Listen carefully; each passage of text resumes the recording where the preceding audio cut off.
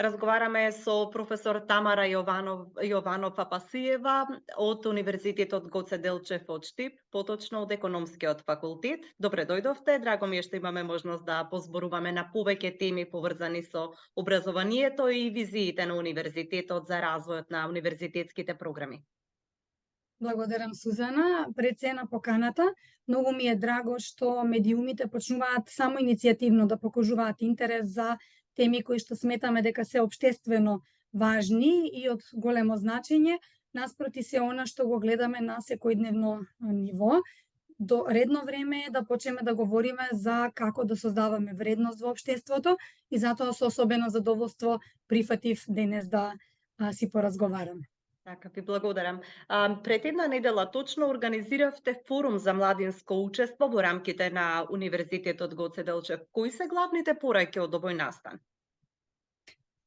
Една од главните пораки која што би ја издвоила како прва, бидејќи самиот форум беше насловен Младинско учество во образованието, е дека младите имаат потреба да бидат слушнати, да бидат вклучени активно во процесот, и возрастните се тие или ние сме тие кои што треба да создадеме простор за такво нешто. Токму тоа беше и намената на самиот форум. Јас со задоволство можам да кажам дека помина исклучително успешно.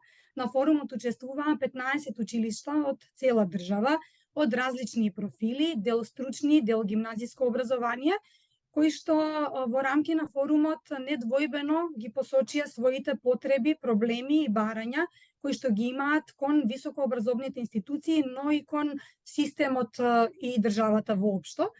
Она што дополнително би го потенцирала е дека за нив е важно, особено за младите, да видат дека ние возрастните меѓусебно знаеме да соработуваме.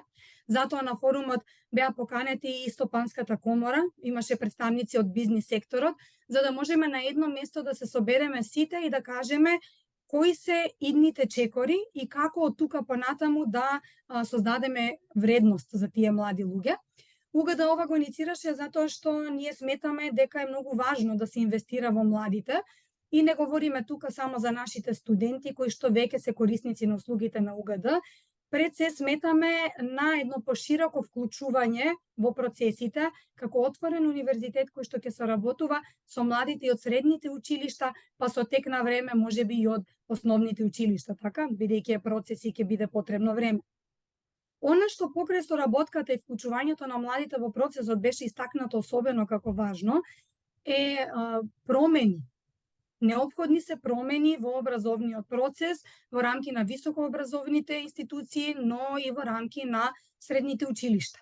Она што младите сакаат да го видат од нас е дека го следиме чекорот на времето, дека нашите наставни програми, начинот на кој што работиме, методологиите, кои што ги користиме, се модерни, се базирани на основ на она што се бара на светско ниво, не само на ниво на нашата национална економија. И тука младите сакаат да видат една проактивност, да не видат дека во процесот сме присутни, дека менуваме, дека создаваме нови можности за нив и покрај методологијата и наставните програми, исто така како особено битно беше истакната можноста за остварување на пракса, уште за време на средно училиште и средно образование, а особено понатаму и во текот на високото образование. И нормално сакаат да видат употреба на нова технологија во рамки на образовните институции, да не се базираме само на листи хартија, колку и тоа да има своји бенефити и корисности. И тука особено би сакала да истакнам дека во рамки на форумот УГД покажа дека е лидер на пазарот во тој дел, затоа што на форумот презентиравме и една нова алатка за планско собирање на податоци за талентирани млади ученици, кои што имаат освојувано награди на општинско, регионално, државно ниво, меѓународно ниво, Факултетот за информатика во рамки на универзитетот кај нас создаде софтвер Млади таленти, кој што ќе биде доставен до сите средни училишта во државата и веќе сите средни училишта имаат своји профили креирани внатре во софтверот, каде што ќе можат во неколку едноставни чекори да ги внесат податоците за тие талентирани ученици, за да потоа нашиот универзитет ги стави на располагање своите ресурси, како нематеријални, односно човечки, знаењето на професорите, работа со тие млади ученици во процесот на нивно образование, така и материјалните, она со кое што располагаме, можност за употреба на лаборатории за научно-истражувачка работа, подготовка за надпревари и користење на наши простории за таа намена и слично. Во овој контекст би го спомнала сега актуелен, се извинувам, те прекинав слободно. Сакав да ве прекинам на кратко, затоа што спомнавте, ме потсетивте дека вие веќе почнавте со мапирање на таленти. Ако се знае дека на почетокот на академската година се издвоија талентирани ученици и од средните училишта и матуранти кои што добија награди од УГД. Дали на тој начин сакате талентираните ученици да ги привлечете да продолжат студиските програми на некои од вашите факултети? Меѓу другото, тоа е една од целите. Не е единствената цел, но за секако влегува како дел од она што сакаме да го постигнеме. Прашањето тука се поставува зошто нашите универзитети би требало да ги игнорираат тие талентирани млади луѓе и да дозволиме да отидат некаде во странство и потоа тоа знаење и тој потенцијал да го вложат во градење на други економии, наспроти она што ние би го понудиле, да останат овде, да работиме со нив, да им дадеме можност да дојде до израз тој потенцијал, да го надградиме и нивното знаење да го користиме во развој на нашето општество.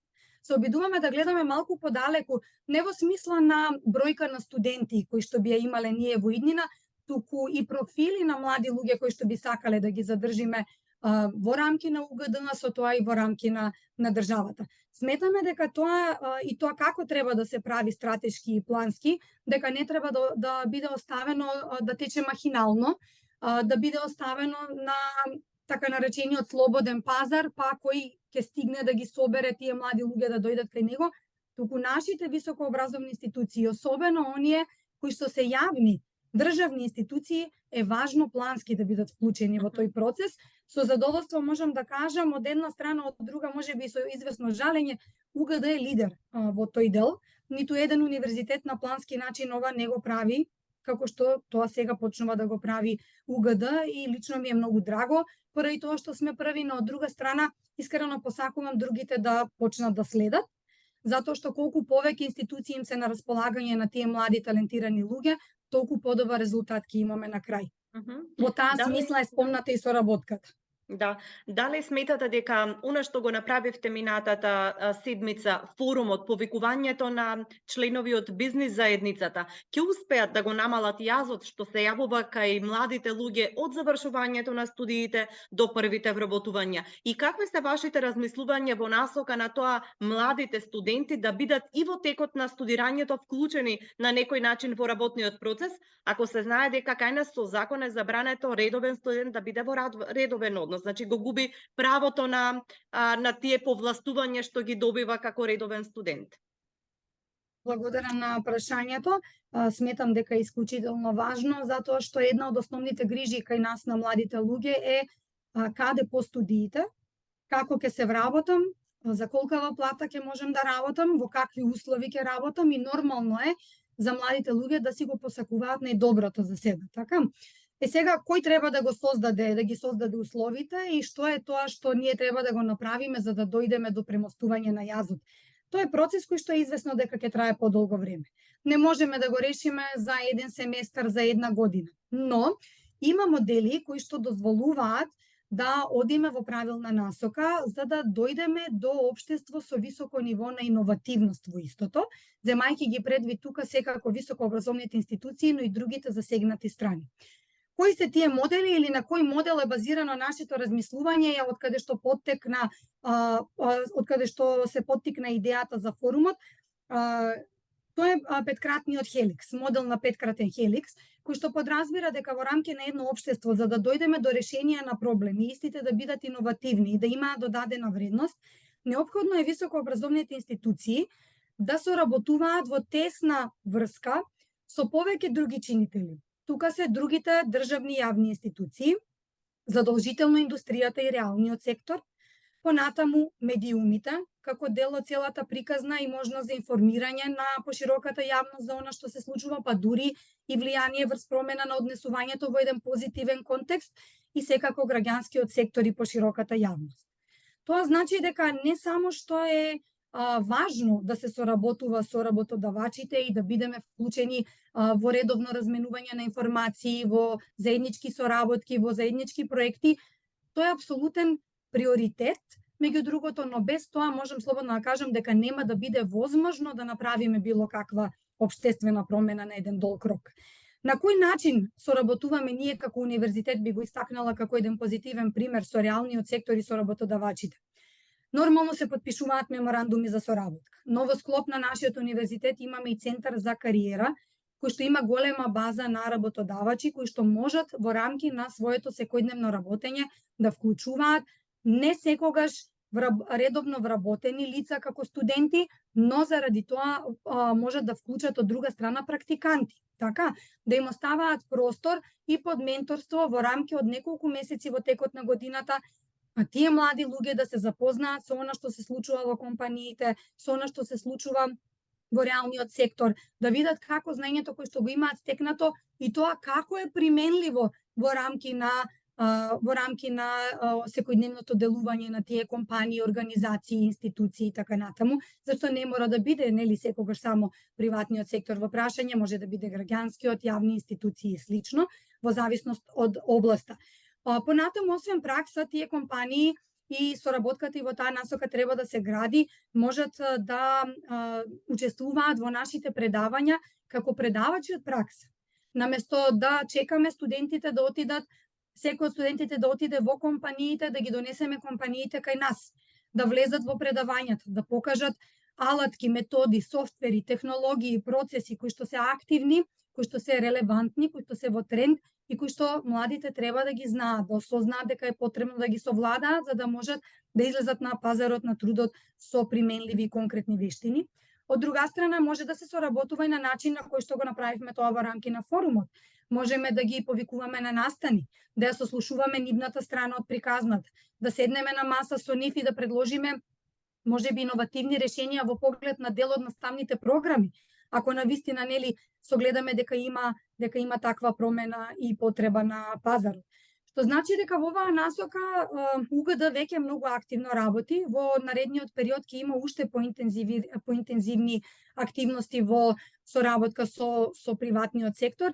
И нашите млади, можам со задоволство да кажам дека не само што задолжително одат на пракса за да го заверат следниот семестар, туку од друга страна голем дел од нив реализираат фактичка пракса. Не одат само на пракса за купување појадок, не ги праќаат во таа насока, туку навистина ги бараат да се вклучат активно во процесите. Еве, баш утрово пред да почнеме со интервјуто, имав задоволство да се слушнам со представници на една финансиска институција кај нас, кои што побараа практиканти од нашите студенти, за кои што ќе пуштат сега еден повик за да ги интегрираме во процесот каде што ќе работат реално. Нема да се сведе тоа на губење на време во рамки на компаниите. И тоа е оно што треба да го прават сите универзитети и сите високообразовни институции од една страна, но од друга страна мој предлог е дека тоа треба да се доведе и на ниво на средни училишта.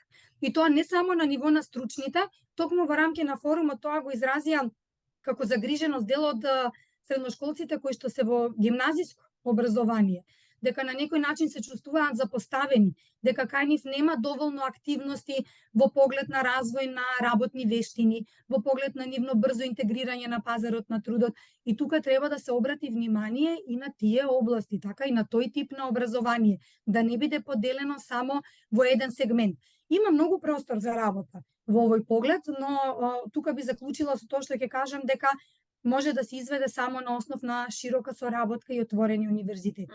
И никако поинаку. Така, сметате ли дека треба да се проширува понудата на универзитетот, не само на УГД, туку и на останатите во земјава, со оглед дека стана навистина забележливо одлевањето на студенти од земјава, а од друга страна имаме држави кои што веќе прават отворени саеми во Македонија на сопствените универзитети. Значи, конкуренцијата, борбата за студентите станува навистина жестока. Што во таа насока? Тука има еден многу интересен аспект. Имено јавните високообразовни институции, неголемиот дел од нив, забораваат дека живееме во општество кое што функционира поблиску до принципите на еден така наречен слободен пазар. Не во целост, меѓутоа во поглед на делувањето на конкуренцијата, да. Тоа значи дека не може никој да биде заштитен на еден посебен начин и секој ќе треба да го најде најдобриот начин како да се представи себе си пред целните групи, за да им го привлече пред се вниманието, потоа да создаде интерес и на крај да дојде до фактички бројки со кои што ќе работи во иднина така, со луѓето кои што ќе влезат во рамки на таа институција. Тука морам да кажам дека конкурентите се немилосрдни, дека голем дел од нив доаѓаат од држави кои што се на повисоко ниво на развој од нашата, кои што имаат многу поголеми буџети, поголеми државни инвестиции во рамки на тие образовни институции и може тоа да го изведат многу полесно.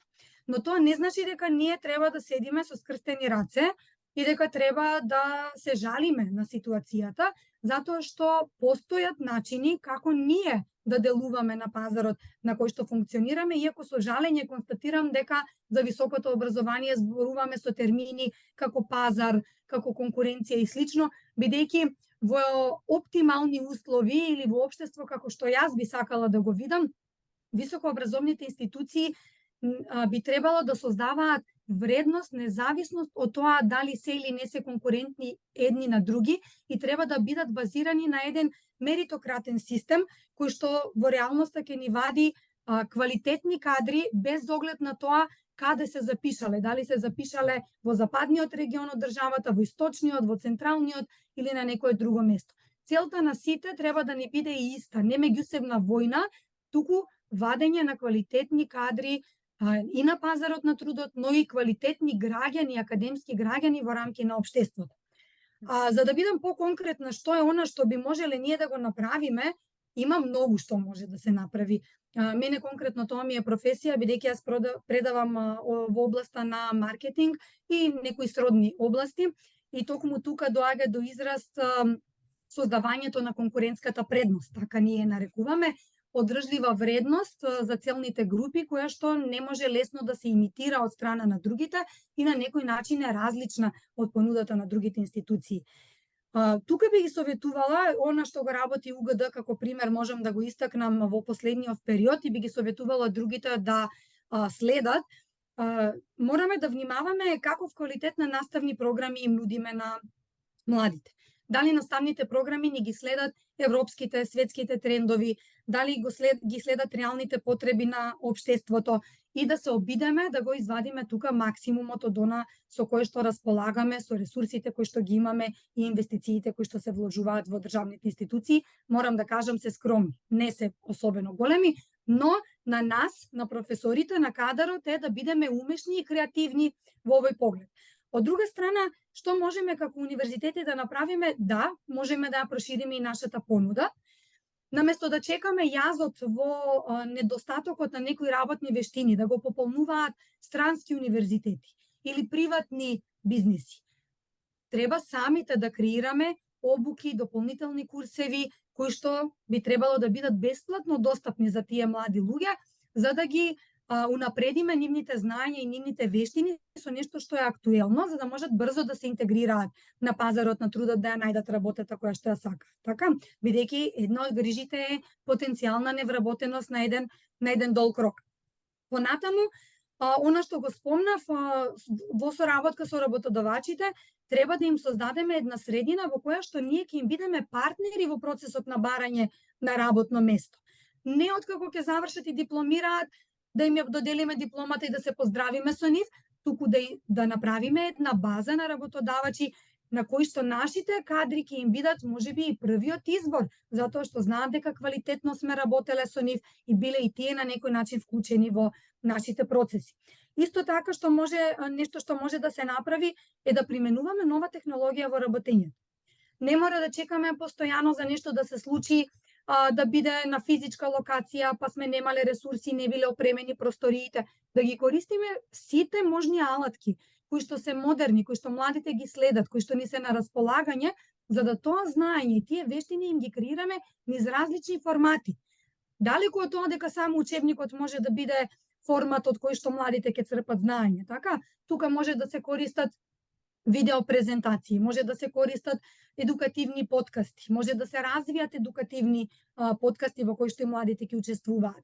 Понатаму можеме да пишуваме едукативни колумни со совети за тоа како да надминат одредени проблеми, како да си стекнат додадена корисност во процесот на своето образование, да им препорачуваме незадолжителна литература која што може да им создаде нови перцепции, да им отвори нови перспективи. Можностите се многу големи. На крај се сведувам на тоа колку добро институцијата е менаџирана.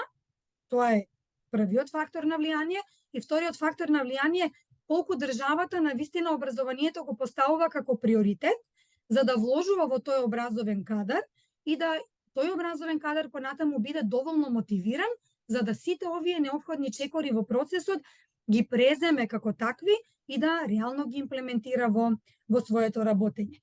И тука би додала уште едно во контекст на ова, инвестиции и тоа како се поголеми, се потребни да бидат поголеми, но од друга страна универзитетите треба да си ја заземат својата позиција на креатори на општеството, а не само извршители на политики креирани од страна на Министерството за образование или властите во целина. Тоа значи дека тој однос треба да биде двостран. Универзитетите треба да го дадат инпутот за она што е потребно да се промени, со која брзина, можеби во кои области да се постават приоритети, а потоа преку политиките кои што ќе бидат креирани на основ на тие инпути да добиеме ние фидбек кој што ќе може да го подобри нашето работење. Професор, ке слушајќи ве вака, пројавувате оптимизам дека може да се поместат работите. Дали имате и добар слух од другата страна со засегнатите институции, Министерство за финансии, кога барате повеќе финансии или можеби нови кадри во универзитетот, бидејќи сето она што го спомнавте, изискува и дополнителни ресурси, човечки пред се и финансиски.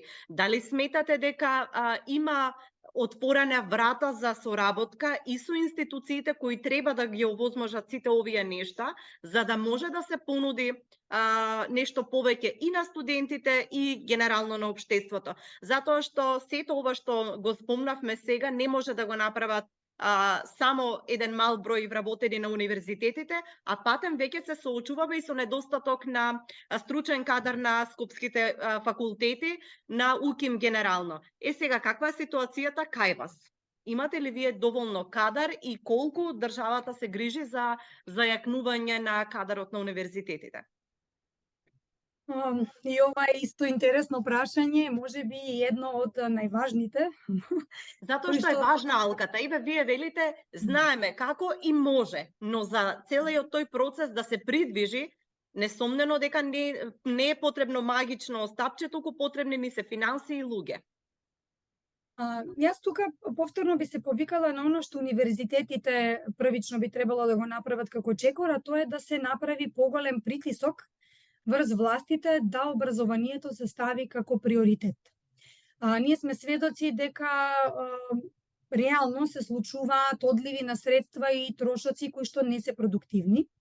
Во голем дел од ставките на буџетот исто така доминираат непродуктивни трошења, што значи дека финансии можат да се најдат, значи начинот на тоа како ќе биде направено е друга тема на дискусија, но реалност е дека финансии можат да се најдат, да се обезбедат, без оглед на начинот на обезбедување на истите, но единствената разлика тука ја прави начинот на кој што ние тие пари ќе ги потрошиме.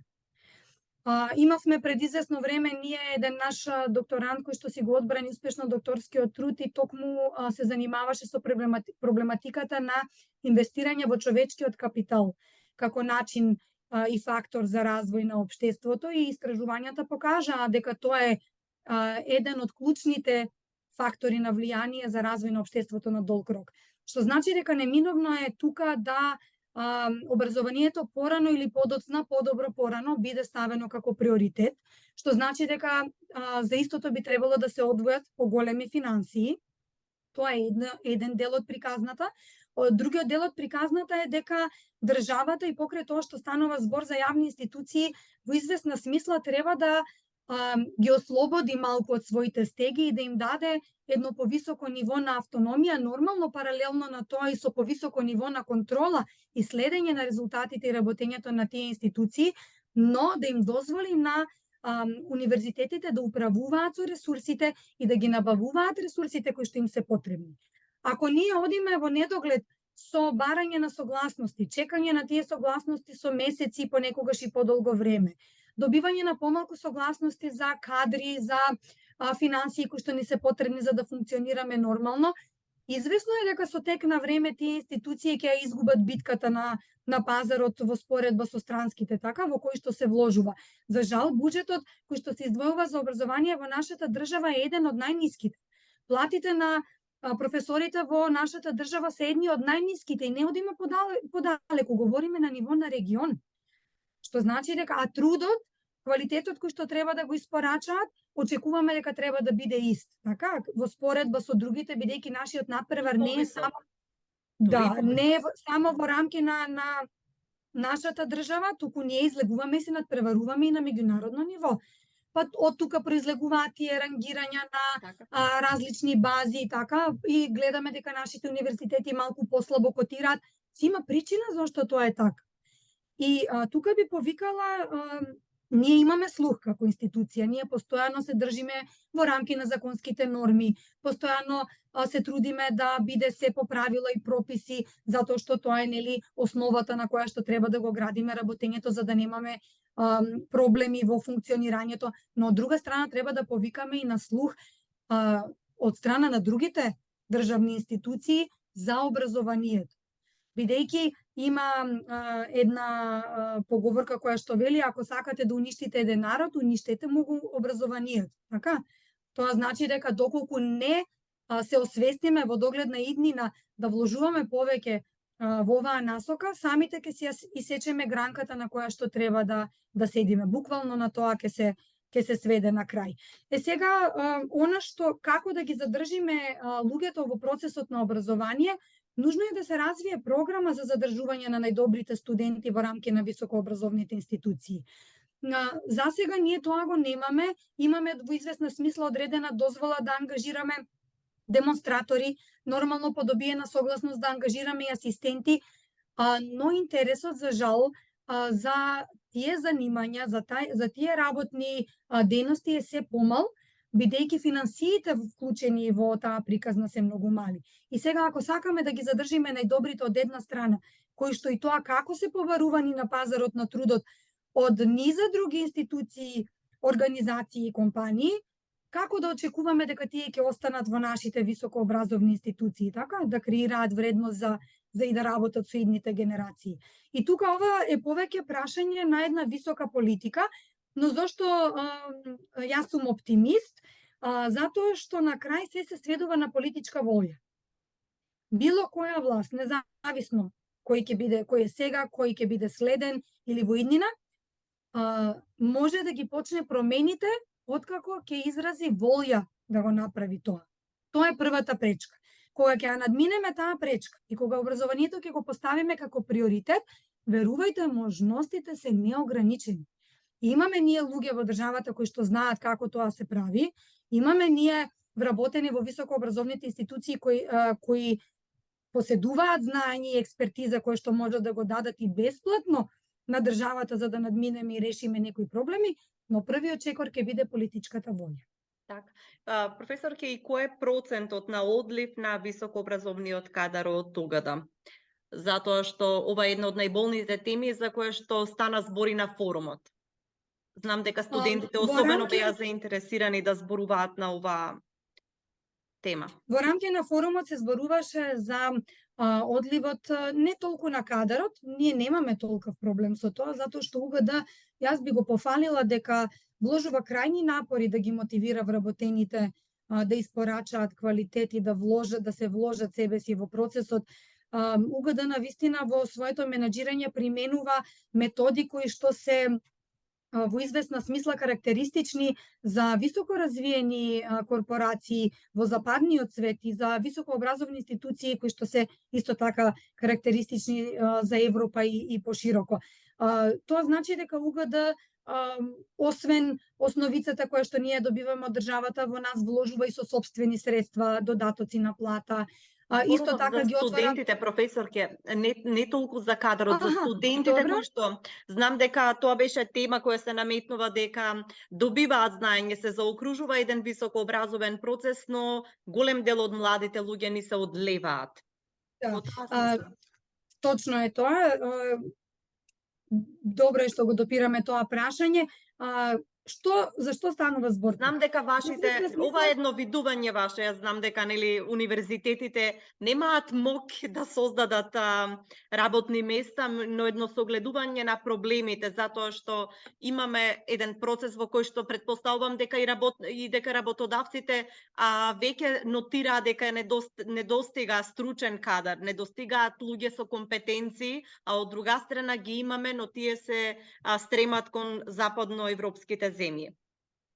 Во известна смисла, миграциите, јас би рекла дека се една нормална појава и тоа е појава на глобално ниво. Миграции не се случуваат само кај нас, се случуваат насекаде во светот.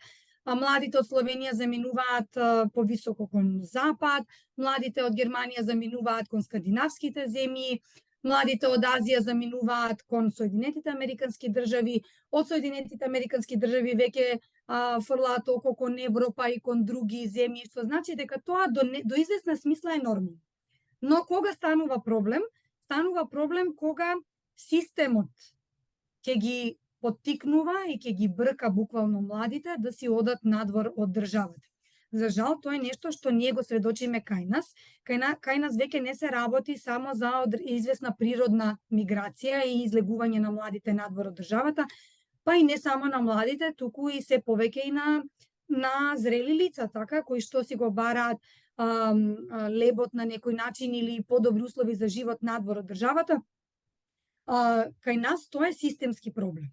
Она што го посочија младите во рамки на форумот е дека им пречи системот кој што е нефер, кој што е нетранспарентен, во кој што на секој чекор можат да приметат дека постои некое ниво на корупција, односно дека таа е навлезена скоро во секоја пора од нашето секојдневно функционирање. Она што ние би требало да го оправиме како високообразовни институции е да алармираме за тие ситуации, да говориме јавно, да повикуваме на слух од страна на државните институции, да се средуваат ваквите проблематични прашања на еден побрз и поефикасен начин, за да младите видат дека се работи на постојните проблеми и да бидат и тие оптимисти дека за известен период ќе се намали таквиот начин на функционирање и дека тие ќе имаат простор да дојдат до израз во рамки на тоа општество. Зошто се плашат младите од нефункционален систем? Затоа што сметаат дека во таков еден систем нема да може да дојдат до израз доколку не се нечии блиски. Имаше еден израз, и цитирам, во случајов беше кажано од страна на средношколец, ако не си синот на владиката, нема да можеш да просперираш во општеството. Значи, во тој контекст беше кажано. Ние како општество, и овде станува збор општеството како го дефинираме, сите ние како индивидуи, на ниво на лична одговорност треба да се спуштиме, да видиме што правиме ние во нашето секојдневие, дали ние возрастните на некој начин со нашето делување го подхрануваме тој систем. Ако го подхрануваме, а од друга страна ни пречи иселувањето на младите, тогаш треба да запреме со таквото однесување. Треба да покажеме едно повисоко ниво на лична одговорност, за да може тие млади луѓе да видат дека возрастните се грижат за нивната иднина во рамки на оваа држава. Има една интересна формула за пресметување на потребните бројки на луѓе кои што би ги вовеле промените во рамки на едно општество. Јас ја пресметував во наши услови, во контекст на нашата држава, и добив резултат дека кај нас би биле потребни 10% од луѓето, од вкупната популација, да постапуваат исправно, да постапуваат поинаку, за да преку нивното постапување и нивното делување влијаат на својата микрооколина, на нивните блиски, пријатели, другари, за да потоа тие луѓе научат како правилно да постапуваат и да го прошират кругот понатаму. И нормално ова би било некој процес кој што ќе трае извесен временски период, но јас пак ќе кажам и тука сум оптимист, доколку ние од утре решиме дека запираме со погрешно однесување и дека ќе се водиме исклучиво по принципи и по мерит систем, за да изградиме општество во кое што би сакале ние самите да живееме, утре да живеат нашите деца, нашите внуци, идните генерации, во таков случај трансформација можеме да доживееме во известна смисла и за 5 години, а видлива и значајна трансформација и за 10 години, што не е многу долг процес. Так. Но доколку продолжиме со подхранување на опстоењето на еден погрешен систем и погрешен систем на вредности меѓу другото, во таква ситуација неколку генерации нема да ни бидат доволни за да си ги решиме проблемите. Професорке, нашето време полека истекува. Ви благодарам за прифаќањето на оваа покана да позборуваме за предизвиците, за оние програми кои што сакате да ги имплементирате и се надеваме дека во следниот разговор ќе имаме и многу позитивни искуства кои што ќе можеме да ги споделиме со нашата публика. И благодарам, Сузана. Јас само би сакала вашиот медиум, како и сите останати, да ги повикам да ја следат работата на УГД. Во предстојниот период УГД ќе биде пример за тоа како се создава вредност, како се води грижа за младите луѓе.